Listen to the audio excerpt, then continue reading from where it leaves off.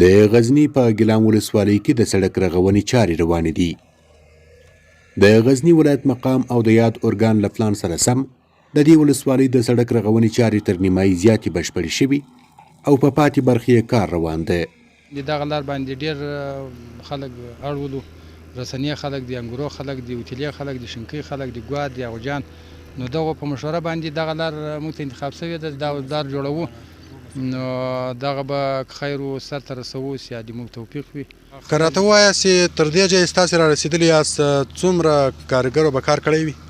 تقریبا دلته به دغه چې رسېدلي یو 400 نفره کار کړی وي.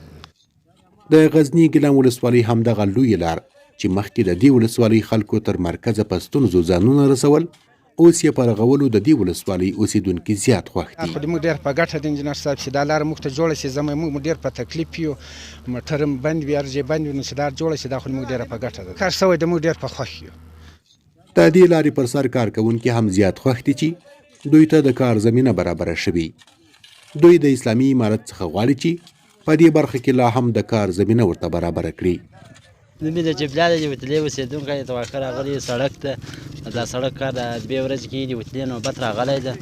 نو بس سړک را روان ده، انشاءالله جوړېږي. بس ډېر خوشحاله یو، ډېر خوشحاله یو. بیخي خوشحاله خو ډېر یو، خو په امارت بیخي خوشحاله چې افغانستان کې امن ده، که ګراني د پروا نه لري، خو چې امن وي. زه سید امین د غزني ولایت ګیلان اوسېدونکی یم. د اسلامي امارت چنده غوښتنه ده چې داسې رقم پروژې نورې مو د خلکو ته د زمینه د کار مساعده کړي.